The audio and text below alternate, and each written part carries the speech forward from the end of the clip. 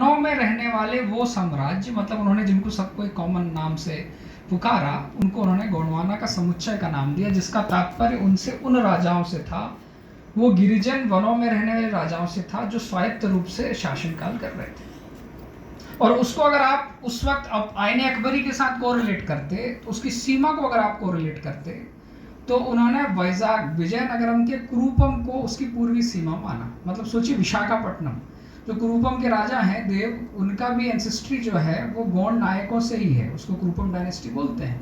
मतलब उसकी पूर्वी सीमा को हम मान रहे हैं उड़ीसा के कुरूपम, जिसे आप मछलीपट्टम या विजयनगरम बोलते हैं, वहाँ उनका एक कोना था, वो उसकी पूर्वी सीमा है।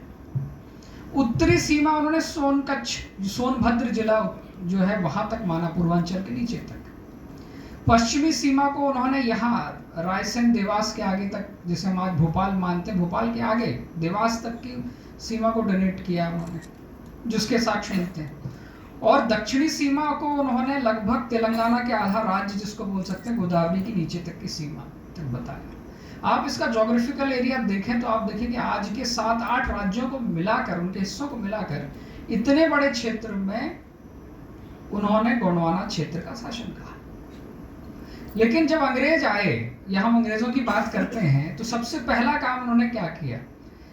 जिस जगह पर हम बैठे हैं, रिजले यहाँ के सेंसस कमिश्नर थे, उन्होंने लिखा tribes and caste of central province के बारे में पुस्तक लिखी। उसमें उन्होंने पहले यही लिखा कि किस प्रकार एक संगठित समाज को, जिसका एक पहचान है, उस समाज में अलग अलग काम करने वाले लोगों को एक अलग अलग पहचान देकर तोड़ दो।